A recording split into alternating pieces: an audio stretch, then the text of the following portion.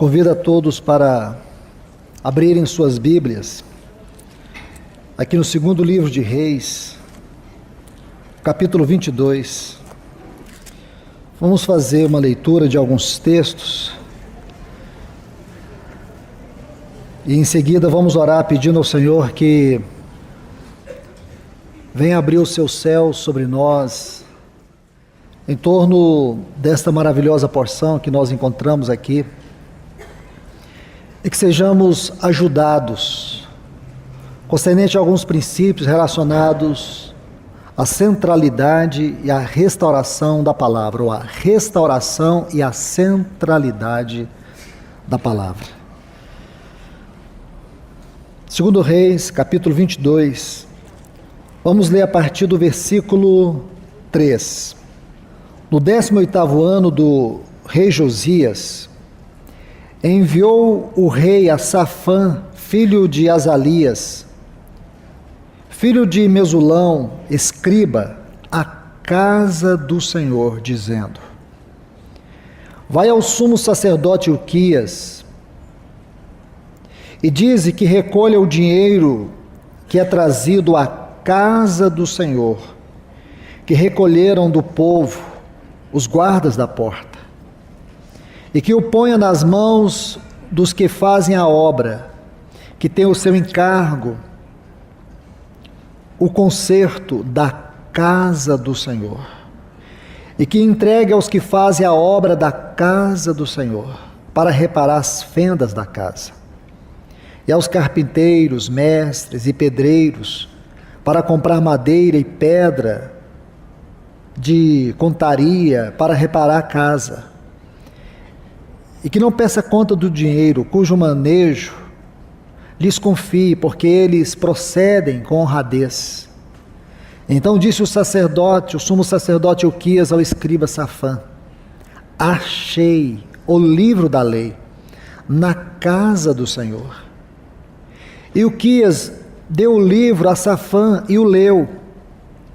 Vindo depois o escriba Safã ao rei, deu-lhe conta e disse: teus servos recolheram o dinheiro que foi achado no templo, e o entregaram aos mestres de obra, que têm o seu encargo, o conserto da casa do Senhor. Também o escriba Safã declarou ao rei: o sacerdote Ilquias deu-me um livro, e Safã o leu diante do rei. E ao ouvir o rei as palavras do livro da lei, rasgou suas vestes. Depois o rei ordenou ao sacerdote Ilquias e a Icão, filho de Safã, e Aquibor, filho de Micaías, o escriba, Safã, e Asaías, servo do rei, dizendo: ide e perguntai por mim e pelo povo, e por todo o Judá, acerca das palavras deste livro, que foi achado, porque é grande a ira do Senhor que se acendeu contra nós, visto que nossos pais não escutaram as palavras deste livro, para fazer conforme tudo o que nos foi escrito nele. Vamos orar. Pai, no nome de Jesus, nós te pedimos encarecidamente neste santo nome, que venha sobre nós, que as verdades contidas nestes textos possam saltar sobre nossa mente e coração, para que o Senhor venha de maneira muito especial nos ajudar a entender não a história, mas a nossa própria realidade hoje, dentro da história que está narrada nessas palavras. Porque não é o nosso objetivo aqui ler história, mas ser tocados pela vida e pelo poder da Tua palavra. Por isso, nós oramos em nome do Teu Filho Jesus. Nos ajuda a ir além daquilo que lemos, ver nossa própria condição, ver o quanto nós necessitamos de olhar para a realidade contextual que nos cerca e saber o quanto da tua palavra se encontra em escombros, o quanto existe da própria história de Josias nos nossos dias, na nossa realidade. Te pedimos em nome do teu Filho Jesus, ajuda-nos, para que nesta hora a tua doce e viva palavra penetre nos nossos corações, tratando com cada área onde nós temos extrema carência do teu trabalho, do teu agir. Nós te rogamos, no sagrado nome do teu Filho Jesus. Amém. Então, meus amados em Cristo, o meu encargo para esses dias é acerca da restauração e a centralidade da palavra. Vamos tomar como um ponto de partida este capítulo 22 de 2 Reis, a história do rei Josias. O rei Josias, dentre os 19 reis de Judá, você sabe muito bem que o reino de Israel um dia se dividiu entre o reino do norte e reino do sul. No reino do sul, cuja capital era Jerusalém, estava a descendência de Davi. Josias foi um dos reis do reino do sul. Desses 19 reis, 2 foram piedosos. Tivemos alguns reis bons, porém piedosos, apenas 2. Ezequias e Josias. Ezequias viveu 57 anos antes de Josias. E entender o assunto exposto aqui nessa história, nós precisamos voltar desde o capítulo 16 de 2 Reis. E por quê? Porque desde o capítulo 16 de 2 Reis, todo o contexto no que diz respeito à história de Josias é construído. Então entendam bem, nós precisamos ler toda a história a partir do capítulo 16 de 2 Reis. Aqui nós vamos encontrar a história de Acás. Acás foi o pai de Ezequias. Ezequias foi o pai de Manassés. Manassés foi o pai de Amon e Amon foi o pai de Josias. Então você precisa ler todas estas histórias. E você vai ver que, em primeiro lugar, o rei Acás foi um rei perverso. Este rei tinha um coração maligno. Ele procurou destruir aquele templo que Salomão construiu. Ele não apenas procurou destruir, mas o que ele não conseguiu destruir, ele profanou. A ponto de ir em Damasco e ver um altar pagão. E ele pediu que fosse feito um modelo, uma cópia, um projeto desse altar. E enviou esse projeto para os artífices, os arquitetos, lá em Judá. E eles removeram o altar do sacrifício. Você sabe que o altar do sacrifício é uma tipologia da cruz, da doutrina da cruz. Então ele removeu aquele altar do sacrifício e no lugar daquele altar ele colocou este altar pagão que ele viu em Damasco. Este foi apenas um dos terríveis feitos do rei Acás. Ele demoliu, ele destruiu, havia muitos escombros no templo. Quando o rei Ezequias veio, ele promoveu uma grande reforma, mas não foi uma reforma completa, porque era um momento difícil do ponto de vista político, não apenas do ponto de vista espiritual, mas Judá vivia uma grande crise política e também havia ataques. E envolvido por tudo isso, e mesmo assim, ele promoveu uma grande reforma, não foi uma reforma completa, como também a de Josias não foi uma reforma completa. A reforma de Josias, ela só vai se concretizar no capítulo 8 do livro de Neemias. Aquilo que Josias inicia só vai se concluir com Esdras e Neemias. Mas antes de olharmos isso, vamos focar aqui, para entender toda essa realidade contextual dos capítulos 22 e 23 do livro de 2 Reis. Então nós estamos vendo aqui, no tempo de Ezequias, como já lhes disse, houve esta reforma. Ela não foi plena, não foi completa. Mesmo que Ezequias tenha sido um rei piedoso, dedicado, fiel, ele amava o Senhor. E depois vem Manassés.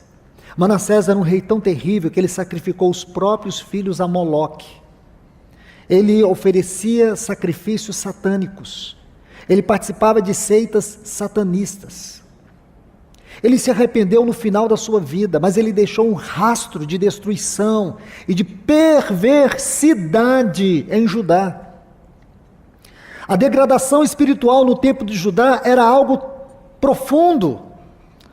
Não era um pequeno desvio, era um desvio profundo. Era um desvio de foco, de alvo, um desvio de tudo. A nação estava mergulhada em densas trevas de apostasia. Então, depois de Manassés, surge Amon. Mesmo tendo reinado por pouco tempo, ele deu continuidade a este caos de perversidade espiritual. É neste ambiente de densas trevas, de um profundo afastamento, que surge o rei Josias, uma criança de 8 anos, e que, graças a Deus, sua mãe teve uma grande influência na vida dele. Aí nós vamos para este texto que começamos no capítulo 22 de 2 Reis, no 18º ano, isto é, ele tinha 26 anos. Josias, ele tem o seu nome profetizado aproximadamente 300 anos antes de nascer. Se você ler 1 Reis, capítulo 13, versículo 2, o nome de Josias é mencionado. Isso é muito especial, meus irmãos. Este rei tem o seu nome mencionado aproximadamente 300 anos antes de nascer, quando inicia-se a divisão do Reino do Norte e Reino do Sul. E aqui o seu nome é mencionado numa linda profecia. E quando este jovem surge no trono, e graças a Deus, muito bem amparado, de pessoas com uma grande envergadura espiritual, ele procura fazer uma reforma na casa de Deus, remover todos os entulhos que haviam ainda desde a época de Acás.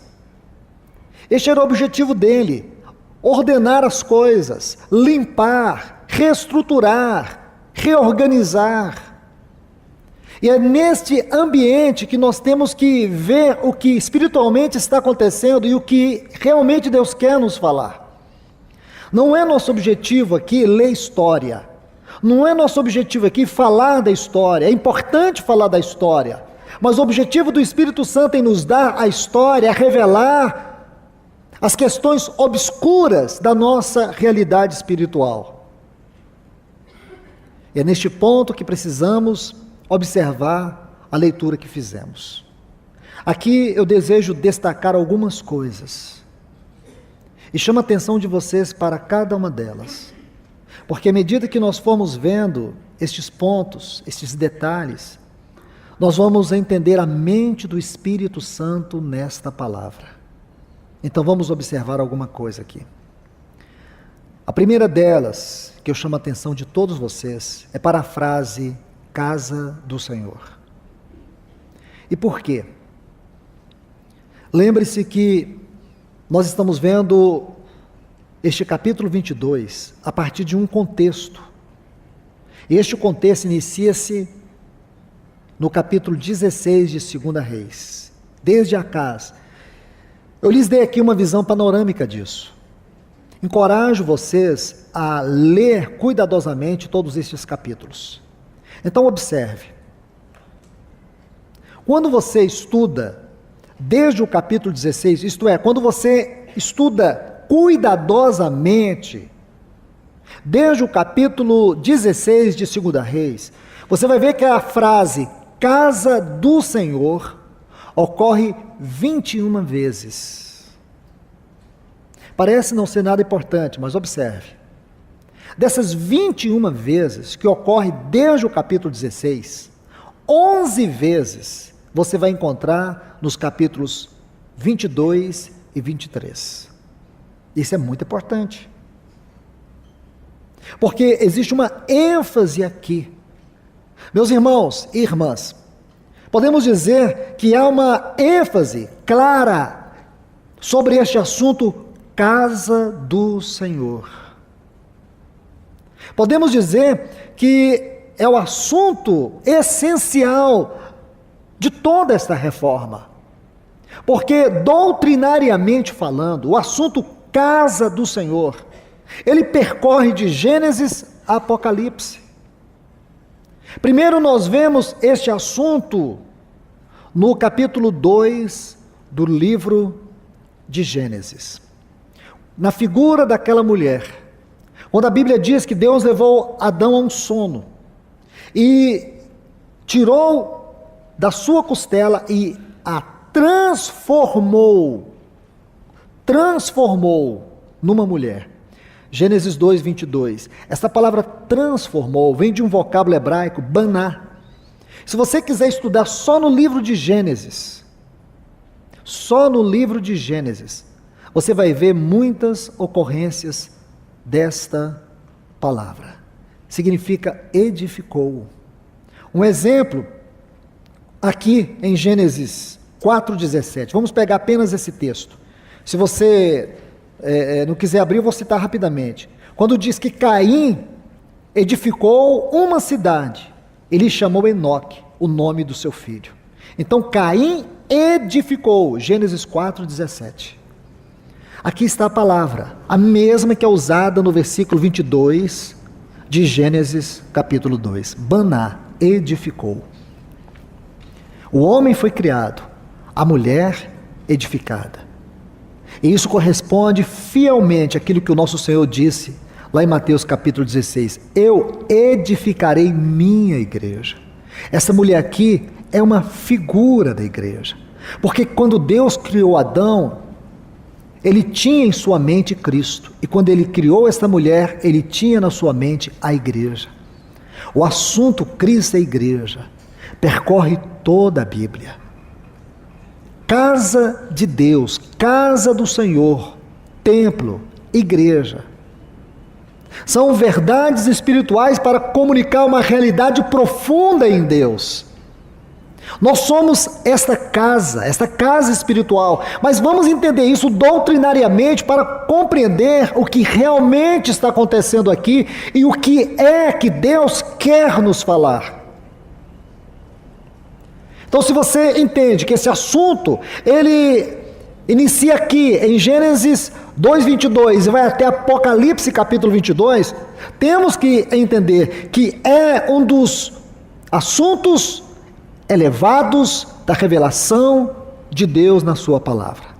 Isto é, do ponto de vista da doutrina, é um assunto elevado. O que nós vemos aqui no capítulo 22 é que a casa de Deus está em ruínas e que este livro da lei estava perdido dentro da casa de Deus. Você consegue conceber esta figura, esta ideia? A casa de Deus em ruínas e a sua palavra debaixo de escombros. Que figura trágica, irmãos, para revelar os dias que nós estamos vivendo. Para mostrar o quanto precisamos ir aos pés do Senhor, para que Ele nos ajude a vivermos e correspondermos como sua casa, como seu povo, como lugar da sua habitação, como esse templo. E que a sua palavra tenha em nós um lugar de preeminência, de centralidade. Que ela não seja apenas objeto de religião ou de intelecto, mas que ela seja viva e eficaz em nós e entre nós. Porque no Antigo Testamento você vê esta palavra sendo revelada. Nos Evangelhos você vê esta palavra personificada. E quando você estuda 2 Coríntios capítulo 3, você vê essa palavra sendo expressada. E Paulo diz que nós somos uma carta. Uma carta tem uma mensagem. E a grande pergunta é: qual é a mensagem que nós proclamamos quanto à nossa vida? Qual é o testemunho que o Evangelho tem e se expressa por meio da nossa vida? Ler, estudar, ouvir esta palavra, sem que ela se torne vida em nós e vida por meio de nós, é permitir que ela fique perdida no mundo de agitação, de confusão, perturbações, inquietações.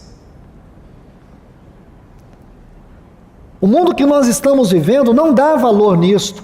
E o terrível em tudo isso é a maneira como a igreja do Senhor tem correspondido em relação ao testemunho da palavra.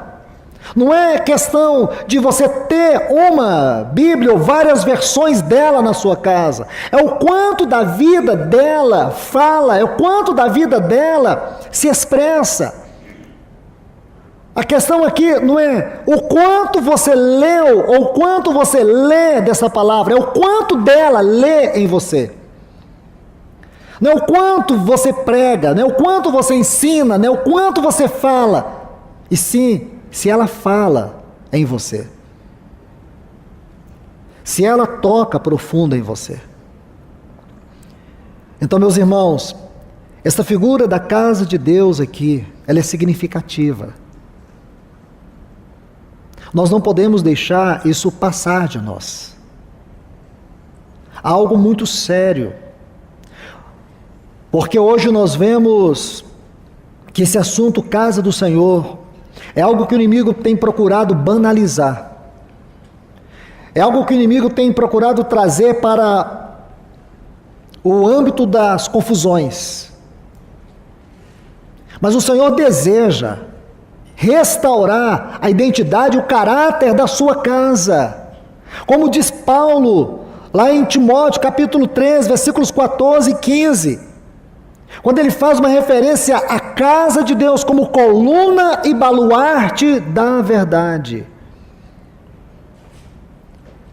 Isto tem que ser vivo em nós. A igreja como essa coluna, que sustenta, como baluarte, porque proclama sustentação e proclamação. São duas características visíveis do testemunho da igreja na terra. Como coluna, isso está registrado claramente em Gênesis, capítulo 28, quando Jacó tem aquela visão daquela escada que toca os céus na terra. E aqui está uma figura para a coluna.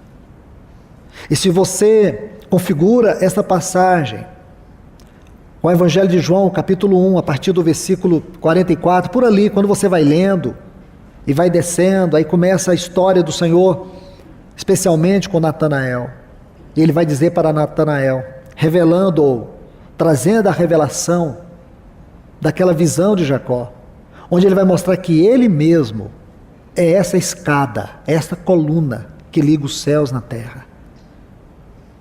Ele é aquele que tabernaculou entre nós.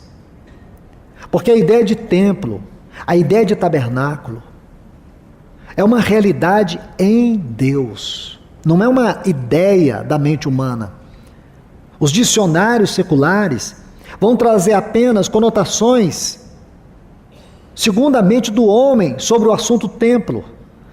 Porém, irmãos, as definições bíblicas são extremamente elevadas. Não concerne ao homem natural definir as coisas espirituais. As coisas espirituais só são definidas espiritualmente. O assunto templo, sua etimologia, sua natureza, sua essência procede de Deus. Porque quando não havia nada, não havia ninguém, havia um grande templo eterno, habitado pelo Filho, habitado pelo Espírito. Esse templo é Deus. As palavras que comunicam a realidade desse templo É vida, relacionamento e amor. Aonde as três benditas pessoas da Trindade viviam eternamente na mais profunda, perfeita e eterna comunhão. E um dia, esse templo desceu na pessoa do Filho, ele tabernaculou entre nós. E este é o desejo de Deus. Toda a ideia do templo, casa de Deus, igreja, procede disso. É um lugar de comunhão, é o lugar da verdade, é o lugar do amor, é o lugar do relacionamento. Essa verdade é tão profunda e urgente no coração de Deus no que concerne a nós, que antes da morte do nosso Senhor Jesus, Ele gastou um tempo diante do Pai para tratar deste assunto. E está lá no capítulo 17 do Evangelho de João. Isso tem a ver com a sua casa, isso tem a ver com a igreja, não tem a ver com instituição, tem a ver com o organismo vivo. Esse organismo vivo, essa realidade viva, é o que o Senhor reivindica, é o que o Senhor busca nesta hora que nós estamos vivendo. Meus irmãos, nós vivemos um tempo, um momento singular do ponto de vista da nossa vida cristã, da nossa vida espiritual. Santos do passado dariam tudo para poder viver esta hora que nós estamos vivendo. Os santos do passado, eles morreram sem poder experimentar esta hora que nós estamos vivendo. Jesus, quando chegou no momento mais sublime do seu ministério, ele ora ao Pai e diz: Pai, é chegada a hora, glorifica o teu Filho para que o teu Filho glorifique a ti. Aquela hora para ele era sublime, era o ápice do seu ministério. Assim também nós, irmãos, nas nossas limitações, no nosso chamamento, na nossa vocação como igreja, como povo de Deus, estamos vivendo a nossa, a nossa hora. Nós estamos vivendo um momento singular. Irmãos, nós estamos lendo a palavra de Deus e vendo as profecias se cumprir diante dos nossos olhos. E faltam apenas 3% delas para fechar todo o cânon profético. Nós estamos vivendo, como o nosso irmão nos lembrou ontem, o Senhor está entrando na sala. Nós estamos vivendo a iminência de vê-lo face a face, algo que nenhuma outra geração pôde viver. E nós estamos aqui. Não é hora para acomodar, não é hora para baixar nossas armas, não é hora para desvios, não é hora para perdermos tempo. Nós estamos vivendo a iminência da volta do nosso Senhor, de ouvir o clangor da trombeta. Estamos aqui no momento singular da nossa vida, escrevendo as últimas linhas do livro de Atos dos Apóstolos, porque este livro não tem fim, ele continuou conosco, continuou com a igreja, em todos os séculos passados. Se você ler o livro de Atos, você vai perceber, ele não tem fim, porque ele continuou com a era dos apóstolos, e a seguir cada uma delas, e continua conosco. Que momento é esse, irmãos? Que privilégio é para nós ouvir falar da volta do nosso Senhor. E agora nós estamos vendo aqui que o inimigo tem trabalhado arduamente, de maneira perseverante em todos esses séculos, para destruir a casa de Deus, para destruir o seu testemunho, para aprisionar o povo de Deus nesta era, neste momento, que tem sido consumido por uma mente secular. O secularismo tem tomado o lugar daquilo que é espiritual. O formalismo tem tomado o lugar daquilo que é devocional. E tantos entulhos têm vindo sobre o povo de Deus, têm vindo na casa de Deus. Quantos entulhos existem dentro da nossa casa, irmãos, que tem impedido a vida devocional, que tem roubado de nós o lugar da comunhão e da oração. Quantos entulhos no nosso casamento, quantos entulhos na criação dos nossos filhos. Estamos vivendo numa geração de homens caídos, mulheres caídas. Coisas que há 20, 30 anos a sociedade reprovava, hoje faz parte da cultura de um povo, cultura de uma sociedade. Coisas que os nossos pais e avós repudiavam, a sociedade no tempo deles, tinham nojo, a nossa sociedade acata, aceita, pratica, ensina, institui. Porque esta geração é a geração descrita na palavra de Deus como fazendo parte deste contexto profético. E nós estamos vendo isso, irmãos. Será que nós temos discernido essas trevas? Quanto mais aproximamos da vinda do nosso Senhor, mais as trevas se intensificam. E o quanto de trevas, desses entulhos, estão dentro da nossa realidade de igreja, dentro dos nossos lares, da nossa vida. E o objetivo de todo esse entulho é sufocar a palavra. Deixe-me mostrar algo para vocês, fundamentar este ponto, acerca daquilo que nós estamos vendo aqui, em 2 Reis, capítulo 22. Então nós temos aqui, primeiro, a casa de Deus. Vamos colocar mais um ponto, e aqui eu preciso colocar uma moldura da palavra, para que encerremos esse período. O segundo ponto é a palavra de Deus sobre escombros. A palavra de Deus é entulhada. Essa é uma outra figura que nós encontramos aqui no capítulo 22. Primeiro, a ênfase na casa de Deus. 11 vezes. Desde o capítulo 16 de 2 Reis até o capítulo 23, são 21 menções dessa frase, casa do Senhor. 11 vezes nesses dois capítulos que corresponde à história de Josias. Agora, um outro ponto. A palavra de Deus debaixo de entulhos. É isso que você vai ver. A palavra de Deus entulhada. A tradução rabínica diz que esses entulhos estavam ali desde a época de Acás. Se você ler especialmente o capítulo 16, os versículos 10 a 19, você vai ver que os entulhos estavam ali desde a época de Acás. E por incrível que pareça, a palavra de Deus estava ali, debaixo dos escombros. Eu quero ler com vocês, para que nós venhamos colocar a moldura nesse ponto, Mateus, capítulo 7. Vamos ler desde o versículo 1, para que nós venhamos entender de maneira doutrinária este ponto. A palavra de Deus, o que significa isso? A palavra de Deus debaixo de escombros, sob escombros. Porque isso é muito triste.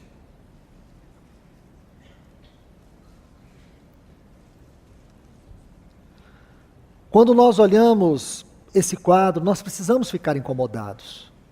Nós precisamos ficar profundamente tocados. Irmãos, há um grande risco quando nós lemos a Bíblia apenas vendo história. Há um grande risco quando nós estamos lendo a Bíblia e ela não está nos lendo. Há um grande risco quando você lê a Bíblia com a mentalidade meramente acadêmica, religiosa. Esse relacionamento superficial, intelectual ou religioso com a palavra é que tem produzido uma geração de apostatas, de pessoas indiferentes, frias. Elas leem, mas nunca são tocadas. Irmãos, nós temos que ler a palavra. À medida que você lê essa palavra, o Espírito Santo, ele anela trazer revelação dessa palavra e fazer aplicações a partir dessa leitura. Então nada pode ser tomado de forma simples ou superficial. Nós temos que pedir ajuda ao Espírito Santo para que ele nos leve às águas profundas, seja aonde for neste livro, porque somente ele é capaz de interpretá-lo para nós. Nós jamais vamos receber vida dessa palavra se nós estivermos apenas tocando um livro de maneira literária. Que o Senhor nos ajude.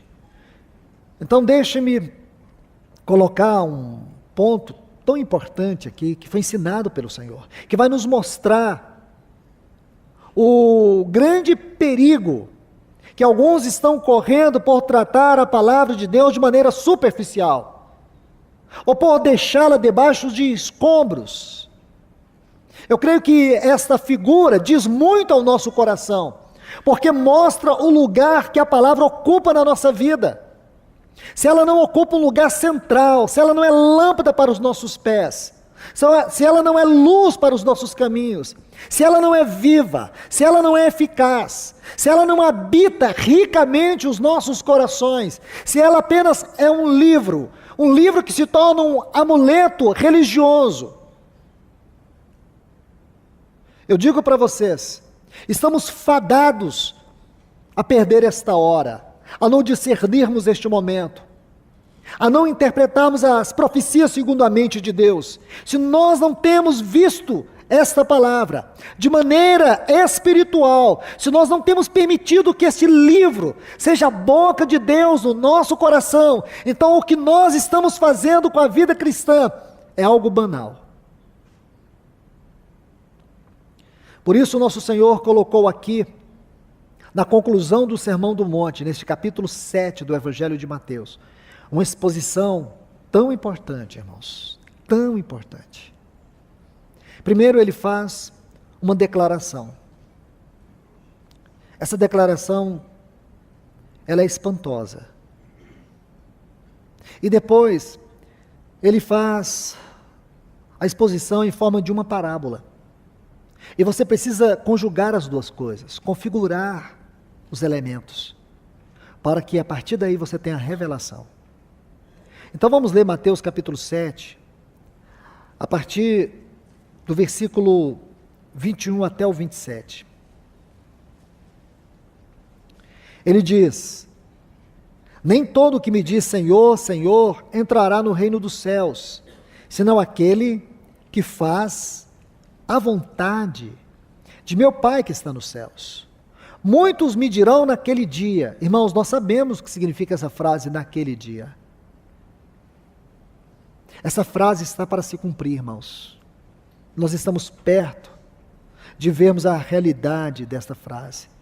E que todos nós possamos chegar neste dia com o coração tomado de júbilo, de alegria e de gozo. Senhor, Senhor, não profetizamos em Teu nome, e em Teu nome não lançamos fora demônios, e em Teu nome não fizemos muitos milagres? Então, eu lhes direi claramente, nunca vos conheci, apartai-vos de mim, praticantes de iniquidade. Agora observe, porque aqui ele fez essa exposição. Agora ele vai colocar, na sua perfeita didática, ele vai colocar uma figura, ou duas figuras, para aprofundar essa exposição, porque ele quer fazer a aplicação. É assim que o nosso Senhor ensina, é assim que ele faz. Aí ele diz, todo aquele, então observe, nem todo, inicia o versículo 21, agora todo aquele, pois que ouve minhas palavras, e as coloca em prática, é como o homem prudente que edificou sua casa sobre a rocha. Ora, irmãos, ele está dizendo assim, nem todos os que me dizem Senhor, Senhor, entrarão no reino dos céus. Ele não está falando a ímpios, ele está falando a cristãos, ele está falando a pessoas que têm um grau de conhecimento espiritual. Ele está falando ao seu povo, ele está falando a nós. Ele diz, nem todos os que me dizem Senhor, Senhor, entrarão no reino. Aí ele vai colocar uma chave importante para você entender o que entra no reino. Mas todos aqueles que fazem a vontade do meu Pai. A chave para entrar no reino é fazer a vontade do Pai. Aí ele diz, muitos vão pregar em meu nome, vão profetizar em meu nome, vão expulsar demônios em meu nome.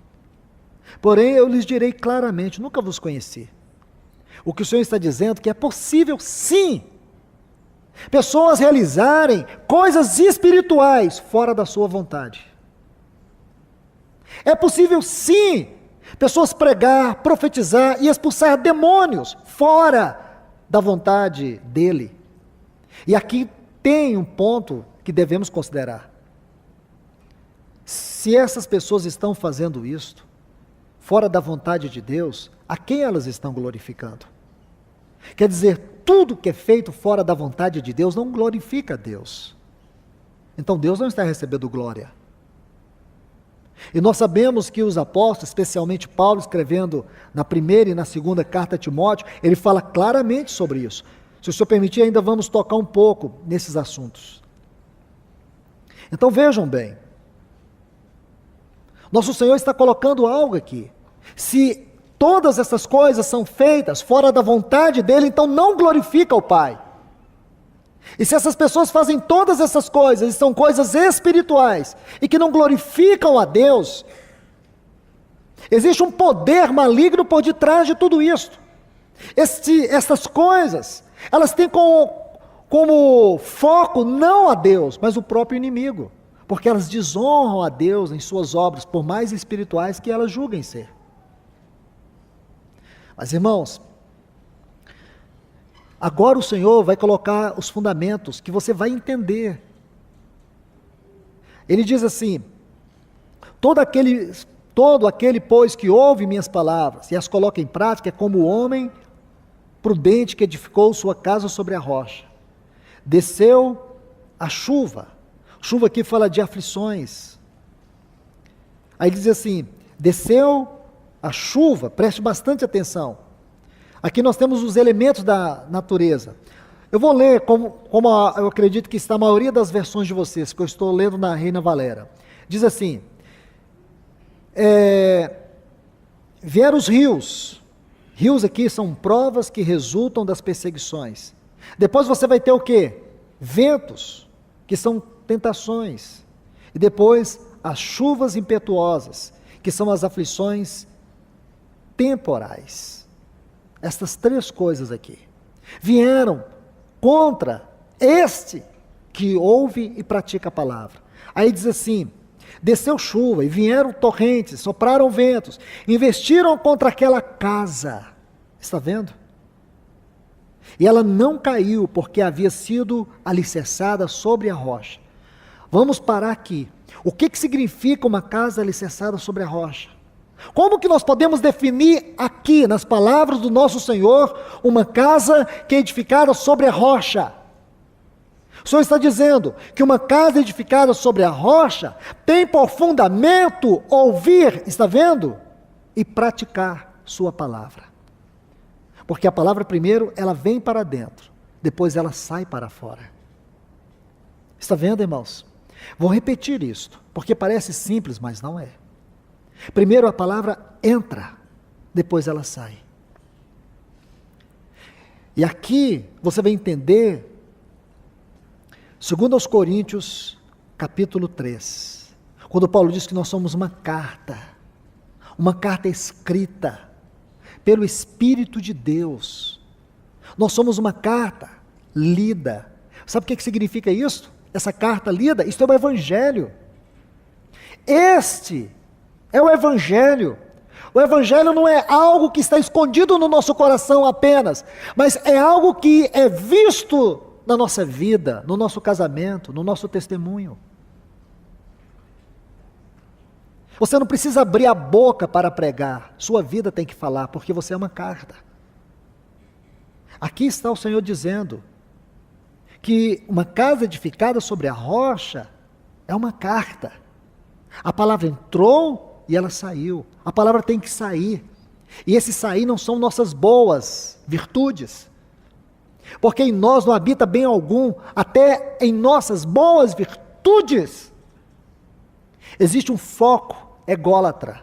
Nas nossas boas ações, existem motivações pervertidas, secretas, que visam o nosso próprio ego. O que nós precisamos entender que o trabalho da palavra dentro é um trabalho mortal. Ela vem como uma espada, ela dissipa, ela corta, ela quebra, ela rompe tudo aquilo que resiste o trabalhar do Espírito. E o que flui disso aí são as virtudes morais do nosso Senhor Jesus, que são as evidências de um caráter transformado pelo trabalho da palavra. Então aqui nós temos que entender, ouvir e praticar. Porque a gente pensa que ouvir a palavra e praticar a palavra é fazer boas ações. O praticar a palavra é o resultado da obra do Espírito Santo que evidencia as virtudes morais do nosso Senhor Jesus. Aí você vai ser confrontado com situações difíceis que, humanamente falando, você não consegue viver e nem corresponder e nem agradar a Deus. Veja, por exemplo, os mandamentos, ensinos do Senhor por meio de Paulo, concernente aos maridos e às esposas, lá em Efésios capítulo 5. Quando ele diz que as esposas devam ser submissas aos seus maridos, que os maridos devam amar as suas esposas, as esposas devem ser submissas aos seus maridos como ao Senhor, isto é, em tudo. Na submissão da mulher, ela está glorificando o Senhor. Então as irmãs devem fazer a pergunta: será que a minha maneira de me submeter ao meu marido, eu estou glorificando o Senhor? Então o que significa? Significa é que você ouviu a palavra, mas não está praticando a palavra. Se você não consegue corresponder, na prática você está falhando. Se você estiver falhando na prática, veja bem, vai vir os rios, vai vir provas, vai vir tentações, aflições, e você vai falhar em todas elas. Sabe por quê? Porque a casa não está edificada sobre a rocha. Edificar a casa sobre a rocha não consiste apenas em ouvir a palavra, mas porém praticar a palavra. Da mesma forma os maridos. O Senhor diz, por meio de Paulo, que nós devemos amar as nossas mulheres como Cristo amou a igreja. Eu pergunto aqui, alguém se habilita por si mesmo, de si mesmo, corresponder fielmente a esse mandamento? Você consegue? Seria para mim a maior surpresa da vida, se o marido disser: irmão, graças a Deus tenho conseguido. Nunca. Nunca. Se não é um trabalho profundo da palavra, esmagando o nosso amor carnal, erotizado, interesseiro. Se não é a palavra esmagando o nosso coração adâmico, caído, que não converte. Ou tem alguém aqui que tem uma carne convertida? Nossa carne necessita todo o tempo do trabalho da palavra e do trabalho da cruz. A palavra não deve ser algo esporádico em nós, ela deve habitar ricamente o nosso coração. Habitar, viver, fazer morada permanente em nós. Por isso, irmãos, nós precisamos da ajuda do Espírito Santo, para que Ele nos mostre o quanto existe de escombros sufocando a palavra na nossa vida. O fato de nós não conseguirmos corresponder à palavra, responder à palavra, viver a palavra, é porque os escombros sufocam a palavra. Então você vê aqui, são mandamentos, são virtudes de Cristo. Porque tanta submissão como o amor são virtudes de Cristo. Ele foi aquele que viveu toda uma vida de submissão ao Pai em todas as coisas. Tudo o que ele fez para agradar o Pai. Tudo o que ele fez para honrar o Pai. E você vê também o seu amor. Que amor é este? O amor do nosso Senhor. É com este amor que nós somos ensinados e exortados a amar as nossas esposas. Você pode não ser totalmente correspondido por ela, mas o seu amor não tem por base o quanto você é correspondido. Às vezes você diz: minha esposa é muito fria, ela não me ama, ela não me abraça, às vezes eu sinto que ela nem se importa comigo. E o que você vai fazer? Você só tem uma única alternativa: amá-la. Mesmo se você não se sentir amado, ame. Mesmo que você veja um caminhão de defeitos nela, ame. Mas não é um amor que vai nascer por você e de você. Esse amor, ele vai brotar pelo trabalho vivo da palavra, pelo praticar a palavra.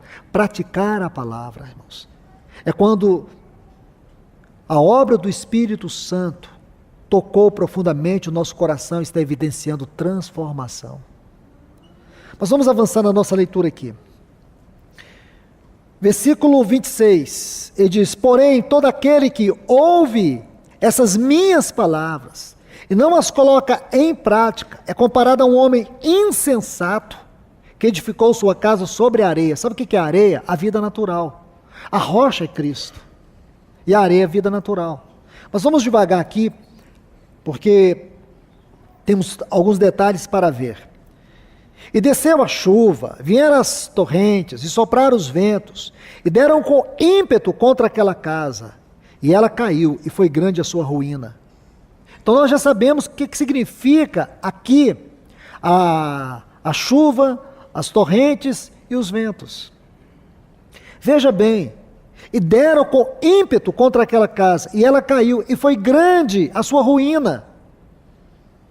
Deixe-me mostrar algo para vocês, só para que venhamos ganhar um pouco mais de luz sobre o que está sendo dito pelo nosso Senhor. Por favor, abram suas Bíblias aqui em Lucas capítulo 6.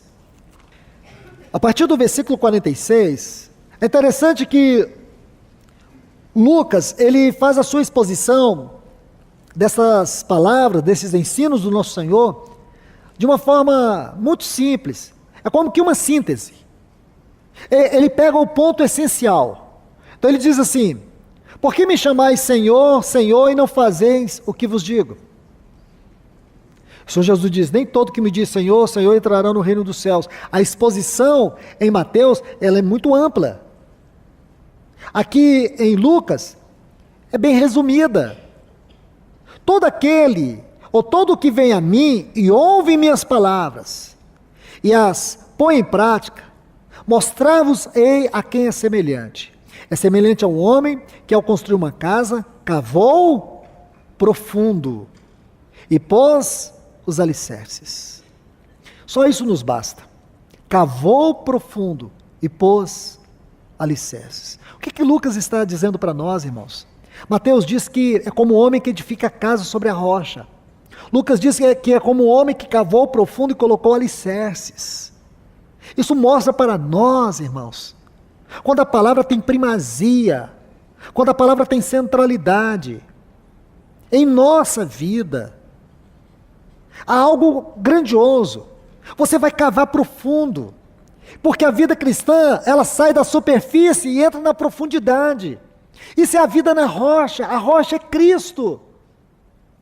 Paulo faz uma exposição doutrinária sobre este assunto em 1 Coríntios capítulo 3, a partir do versículo 10. Então, se você quer ter uma exposição doutrinária sobre o que significa edificar a casa sobre a rocha, então você vai para 1 Coríntios capítulo 3, a partir do versículo 10, e você vai ver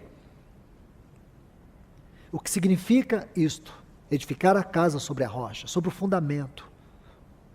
Um cristão aonde a palavra não opera na sua vida.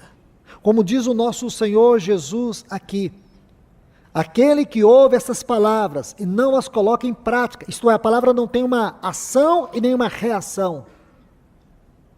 Se em nossa vida a palavra não tem uma ação, que é o seu trabalho interior, e não tem uma reação, que é o seu trabalho exterior, ele diz que é como o homem que edificou a sua casa sobre a areia. A areia é a vida natural. Ele não pode responder ao Senhor.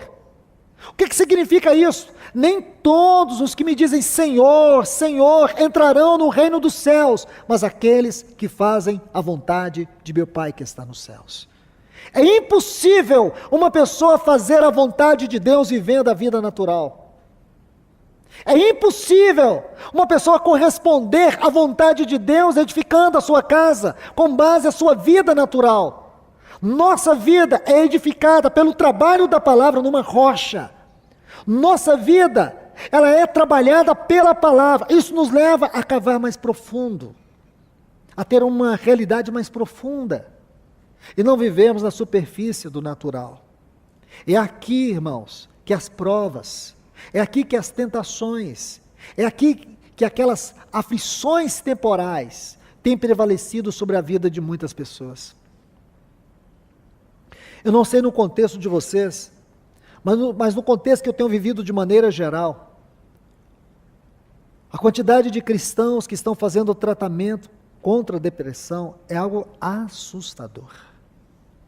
Assustador. Hoje é provado cientificamente que a depressão é uma doença, como uma doença cardíaca, como qualquer outra doença no nosso corpo. A questão é que ela é uma doença da mente. Todos nós somos vulneráveis a essa doença. Tem um livro escrito que fala sobre a depressão de Spurgeon. Muito importante para você entender, é uma doença. Porém, essa doença, ela pode ser facilmente tratada quando você entende o lugar, a centralidade, a obra, o trabalho, a vida, o poder da palavra.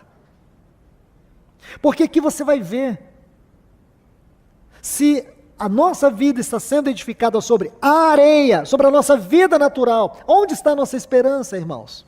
As nossas expectativas, as nossas preocupações, as nossas inquietações. Deixe-me mostrar esse ponto particular aqui no capítulo 13 de Mateus, por favor. O versículo 4 diz: e quando semeava, parte da semente caiu junto ao caminho, e vieram as aves dos céus. Está vendo aí? Aves dos céus. Se você vai aqui no versículo 19, eu vou fazer isso rapidamente para que a gente ganhe tempo na leitura. Olha o versículo 19 deste capítulo 13. Quando alguém ouvir a mensagem do reino e não entender, vem o maligno e arrebata o que foi semeado em seu coração. Este é o que foi semeado junto ao caminho. Então, olhe bem, versículo 4. E quando semeava, parte da semente caiu junto do caminho, e vieram as aves dos céus e comeram. Meus irmãos, este capítulo 13 aqui é tão importante, porque ele vai mostrar para nós o quanto do inimigo é investido no momento que a palavra é semeada. Ouvir a palavra é um ato de grande responsabilidade espiritual. Nós precisamos cuidar do nosso coração, da nossa mente, e às vezes até do ambiente onde nós estamos, quando a palavra é ministrada, porque o inimigo fará de tudo para te distrair. O objetivo aqui, essas são palavras do nosso Senhor. Quando a palavra é ministrada e você deixa que ela caia à beira do caminho, fique na superfície, o inimigo vai te roubar tudo que foi semeado. E aqui o Senhor diz que a palavra é uma semente. A semente tem o poder da multiplicação da vida. Na semente está o fruto. Estão vendo? Então, meus irmãos, isso é claro e tem que ser claro para nós. Satanás fará de tudo para roubar o que Deus está ministrando a você. Então trate com seriedade a palavra, seja cuidadoso no ouvir, porque a nossa geração está perdendo esse sentido, ouvir. Nós estamos sendo uma geração tomadas pela visão. Hoje tudo é ver. Ver, os olhos se tornou o órgão fundamental da vida. Irmãos, entre o ouvido e a visão existe uma diferença enorme. Ouvir é mais importante do que ver. Porém, a nossa geração está sendo ensinada que ver é melhor do que ouvir. Os olhos alimentam a nossa alma, o ouvido alimenta o nosso espírito. Quando o ouvir governa o ver, aí nós podemos tocar a visão celestial. Mas quando o ver, só o que ver, quando somos escravizados pelo ver e queremos controlar o ouvir, nós sufocamos o espírito. Nós sufocamos a palavra. E você vai ver que a ênfase da Bíblia não é no ver, é no ouvir. Quando Paulo diz para o rei Agripa que ele não foi desobediente à visão celestial, ele teve uma visão, mas seja cuidadoso quando ler Atos 9, porque primeiro, a ênfase lá está em ouvir. Ele ouviu uma voz que disse: Saulo, Saulo, por que me persegues? Isto é, a visão celestial veio por meio não da visão, da audição. Compreende? Aquela visão celestial se derramou nele à medida que ele ouviu. A ênfase da Bíblia é ouvir. Quem tem ouvidos, ouça o que o Espírito diz às igrejas. Porque ver pode criar imaginações, ilusões. E é aqui que o Espírito quer nos corrigir. Então, meus irmãos, vamos adiantar. Versículo 5, outra parte caiu em pedregais, onde não havia muita terra, e logo brotou, porque não tinha terra funda, não cavou fundo. Veja os versículos 20 e 21. O que foi semeado em pedregais é o que ouve a palavra, e logo recebe com alegria, mas não tem raiz em si mesmo. Antes é de pouca duração, pois ao chegar a aflição, ou a perseguição por causa da palavra, tem tudo a ver com o que lemos lá em Mateus 7. Logo se escandaliza. A palavra aqui, a tradução é logo abandona. Logo abandona. Imagina, irmãos, vem as provações, vem as lutas, vem as tentações. E por que que a pessoa abandona? O que que ela abandona, irmãos? Ela abandona a palavra. Como é possível isto? É nesta hora que uma pessoa precisa da palavra. É exatamente neste momento que a palavra tem que ser vida dentro de você, para que você não fique sufocado pelas aflições, pelas angústias, pelas provações. Quantas pessoas abandonam o Senhor nestes momentos difíceis? E por quê? Porque a palavra não encontrou o lugar da sua frutificação. E aqui, o outro ponto. Versículo 7. E outra parte caiu entre os espinhos, e os espinhos cresceram e sufocaram. Está vendo aí? Vamos para o versículo 22. Aqui preste atenção. E o que foi semeado entre espinhos, este é o que ouve a palavra, mas os cuidados, essa palavra cuidados aqui, a tradução dela do texto original é ansiedade. E a ansiedade do mundo e o engano das riquezas sufocaram a palavra e ela fica infrutífera. Somente até aqui, irmãos. Só mesmo para nós ilustrarmos aquilo que nós estamos vendo aqui. Quantas pessoas estão escravizadas pela depressão, pela ansiedade? Quantas pessoas são escravas de remédios para poder controlar isso? Eu não estou condenando ninguém aqui, e nem posso fazer isso, porque é uma doença, é um mal que tem assolado as pessoas, mas aqui está o nosso Senhor dizendo que uma das causas da ansiedade é porque a palavra está entulhada, está sufocada no nosso coração, não está havendo uma reação dela, nós só estamos ouvindo, não está tendo realidade do seu trabalho, da sua vida. E o que isso produz, irmãos? Isso produz um coração vulnerável, aonde Satanás rouba a palavra. Isso produz o quê? Superficialidade, onde não existe vida profunda. Isso produz ansiedade, onde as expectativas e as esperanças estão nas riquezas, no dinheiro, na vida deste mundo. E assim o nosso foco está completamente errado. Qual a razão de tudo isso, irmãos? Edificamos a casa sobre a areia. Edificamos a nossa vida em um terreno natural. Nós estamos vivendo em conformidade com o curso do mundo. Nós precisamos entender que a nossa mente tem que ser uma mente celestial. A nossa busca tem que ser uma busca eterna. Nossos pés estão na terra, mas o nosso coração está nos céus. É porque nós não temos elevado o nosso coração aos céus, estamos sendo sufocados pelas coisas deste mundo. Tentamos resolver tudo na esfera do terreno, na esfera natural. Nosso país vive uma terrível crise. E aonde nós temos buscado resposta?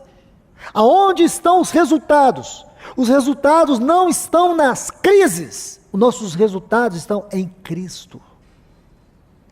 E a sua palavra, como lâmpada, como luz, é que vai nos guiar, é que vai nos conduzir, para que nós possamos, de maneira segura, caminhar nessa terra. Porque dias tenebrosos, mais do que esses que nós estamos vivendo, virão. E como nós vamos permanecer firme diante das torrentes, diante dos ventos, diante das tempestades? Como nós poderemos estar firmes? Só uma única razão: se a palavra encontrar em nós um lugar seguro para ela habitar e ser vida, para ela agir e para ela reagir. Aí sim, irmãos, 1000 cairão ao nosso lado, 10.000 à nossa direita, mas nós estaremos firmes, porque nossa vida está sendo edificada sobre a rocha. Jamais podemos afirmar que nós estamos em Cristo, se a sua palavra não está em nós. O Senhor Jesus diz assim: se alguém me ama, guardará as minhas palavras, João 14, 23, e o Pai o amará, e viremos para ele, e faremos nele moradas. Esta talvez seja a expressão clara da realidade daquilo que é a casa de Deus. A casa de Deus é o lugar aonde a sua palavra é amada, é acolhida, é vivenciada. Esta é a realidade daquilo que é a casa de Deus. Nós não podemos, irmãos, de forma alguma, divorciar a igreja da palavra. Porque você vai encontrar ali no capítulo 22, este cenário muito claro. A casa de Deus em ruínas e a palavra de Deus em escombros.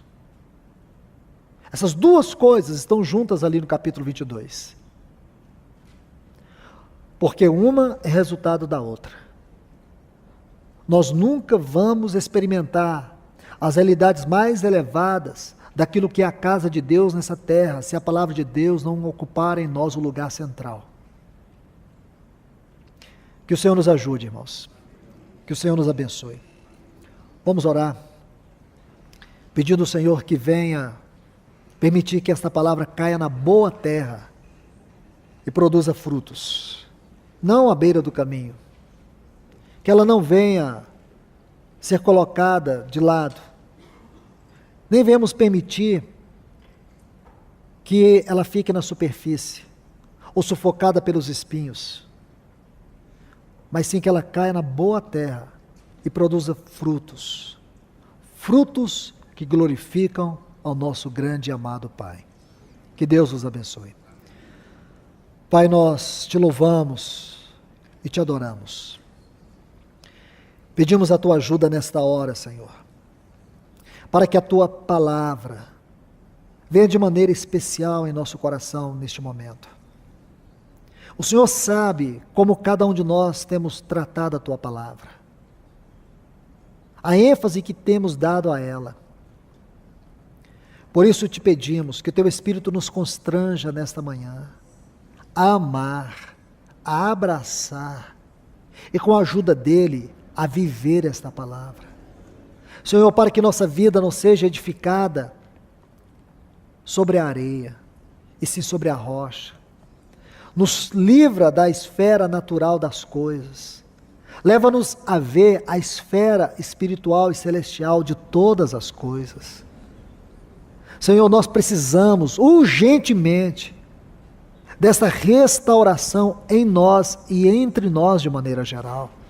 Que a tua palavra tenha o seu lugar, que a tua palavra venha ocupar essa centralidade, essa obra poderosa que nós tanto desejamos como pessoas, como membros deste santo corpo, e como este corpo orgânico, vivo, este anelo que temos, só poderemos experimentar se o Senhor restaurar em nós o lugar da Tua palavra.